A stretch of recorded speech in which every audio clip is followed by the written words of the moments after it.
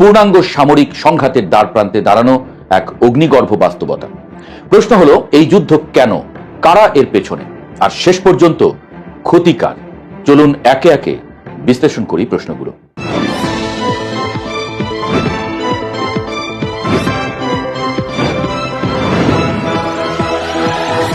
ফেব্রুয়ারির কুয়াশাচ্ছন্ন এক ভোরে পাকিস্তানি যুদ্ধ বিমান আফগানিস্তানের খোস্ত ও পাকতিকা প্রদেশে বিমান হামলা চালায়।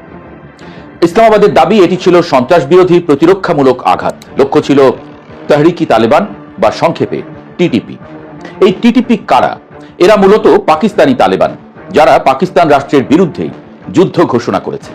গত কয়েক বছরে পাকিস্তানের ভেতরে তাদের হামলা বহু গুণ বেড়েছে। সেনা ছাউনি, হোটেল, পুলিশ স্টেশন, এমনকি মসজিদও রক্ষা পায়নি। পাকিস্তানের প্রতিরক্ষা মন্ত্রী খাজা আসিফ সরাসরি বলেন, প্রয়োজনে খোলা যুদ্ধ। এই বক্তব্য আর কূটনৈতিক শব্দচয়ন নয়, এটি ছিল যুদ্ধের ডঙ্কা। কিন্তু গল্প এখানেই শেষ নয়। আফগান তালেবান, যারা এখন কাবুলের ক্ষমতায়, তারা এই হামলাকে সার্বভৌমত্ব লঙ্ঘন বলে ঘোষণা করে। সীমান্তে মোতায়েন হয় ভারী অস্ত্র, ড্রোন উড়ে যায় আকাশে, আর বন্ধ হয়ে যায় তোরখাম এবং চামান সীমান্ত। বাণিজ্য থমকে যায়, দুপ্রান্তে হাজারো ট্রাক দাঁড়িয়ে থাকে, বাজারে দ্রব্যমূল্য বাড়তে শুরু করে। এই সংঘাতের মূল দুটি কাঁটা, টিটিপি এবং ডুরান্ড লাইন। 1893 সালে ব্রিটিশ ভারতের আমলে টানা হয়েছিল যে সীমান্ত রেখা ডুরান্ড লাইন। আফগানিস্তান কখনোই এই লাইন বৈধ আন্তর্জাতিক সীমান্ত হিসেবে মেনে নেয়নি। পাকিস্তান সীমান্তে কাঁটাতারের বেড়া দিচ্ছে নিরাপত্তার যুক্তিতে। আফগানদের চোখে এটি পশতুন জাতিকে বিভক্ত করার ষড়যন্ত্র। এই ঐতিহাসিক ক্ষত এখন আবার রক্তাক্ত। আর টিটিপি তাহলে কে? তারা হলো আদর্শগতভাবে আফগান তালেবানেরই আত্মীয় স্বজন। একই মতাদর্শ, একই লড়াইয়ের ইতিহাস। ফলে ইসলামাবাদ যখন কাবুলকে বলে তোমরা টিটিপি দমন করো, তখন তালেবান দ্বিধায় পড়ে যায়। তারা এটিকে পাকিস্তানের অভ্যন্তরীণ সমস্যা বলে পাশ কাটাতে চায়। আর এখানেই জন্ম নেয় অবিশ্বাস। তবে মনে রাখা দরকার, যুদ্ধ কখনোই কেবল দুই দেশের বিষয় নয়, এর পেছনে থাকে বৃহত্তর ভূ রাজনীতি। চীন এখানে সবচেয়ে সতর্ক খেলোয়াড়। তাদের চীন পাকিস্তান ইকোনমিক করিডোর, সংক্ষেপে সিপেক, হাজারো কোটি ডলারের বিনিয়োগ। আফগান পাক সংঘাত বাড়লে এই প্রকল্প ঝুঁকিতে পড়বে। বেইজিং তাই মধ্যস্থতার চেষ্টা করছে। কাতার, সৌদি আরব, এমনকি ইরানও আলোচনার প্রস্তাব দিয়েছে। কিন্তু সমস্যা একটাই, বিশ্বাসের অভাব। এদিকে পাকিস্তানের নীতি নির্ধারকদের মনে আরেকটি স্থায়ী ভীতি, ভারতের ছায়া। ভারতের সঙ্গে আফগানিস্তানের অর্থনৈতিক এবং মানবিক সম্পর্ক ইসলামাবাদের চোখে সন্দেহের কারণ।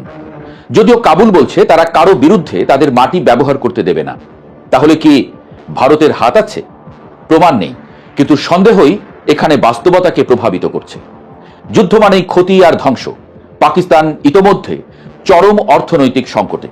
বৈদেশিক মুদ্রার রিজার্ভ নড়বড়ে, মূল্যস্ফীতি আকাশ ছোঁয়া। দীর্ঘমেয়াদী যুদ্ধ তাদের অর্থনীতিকে পুরোপুরি ধসিয়ে দিতে পারে। আর আফগানিস্তান, তারা এখনো আন্তর্জাতিক স্বীকৃতির জন্য লড়ছে। যুদ্ধ শুরু হলে তারা আরো বিচ্ছিন্ন হয়ে পড়বে। সবচেয়ে বড় বিপদ কোথায় জানেন? এই অস্থিরতার সুযোগ নিয়ে ইসলামিক স্টেট খোরাসান প্রদেশ বা আইএসকে শক্তিশালী হয়ে উঠতে পারে। যখন দুই পক্ষ লড়াইয়ে ব্যস্ত, তখন তৃতীয় পক্ষ সবচেয়ে বেশি লাভবান হয়। এখন প্রশ্ন, এই যুদ্ধ কি ঠেকানো যাবে? ইতিহাস বলছে আফগানিস্তান এবং পাকিস্তানের সম্পর্ক কখনোই পুরোপুরি স্থিতিশীল ছিল না।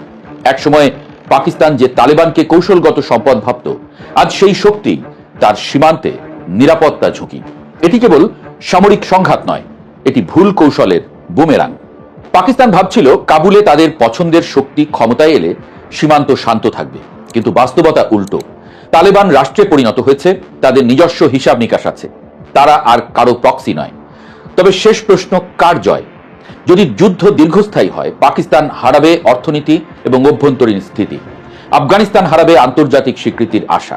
দক্ষিণ এশিয়া হারাবে স্থিতিশীলতা, আর সাধারণ মানুষ হারাবে জীবন, জীবিকা, ভবিষ্যৎ। যুদ্ধের ডঙ্কা বাজানো সহজ, কিন্তু তার প্রতিধ্বনি থামানো কঠিন। ডুরান্ড লাইনের দুই পাশে যে আগুন জ্বলছে, তা কেবল সীমান্তের নয়, এটি ইতিহাসের, অবিশ্বাসের আর ভুল রাজনীতির আগুন। প্রশ্ন হলো, কাবুল ও ইসলামাবাদ কি সেই আগুন নেভাতে পারবে, নাকি দক্ষিণ এশিয়া দেখবে আরেকটি দীর্ঘ রক্তাক্ত অধ্যায়? যুদ্ধ যেন পৃথিবী থেকে মুছতেই চাইছে না, কিন্তু হয়তো এখনো সময় আছে বোমার বদলে আলোচনার টেবিলে বসার। না হলে এই আগুন একদিন পুরো অঞ্চলকে গ্রাস করে দিতে পারে।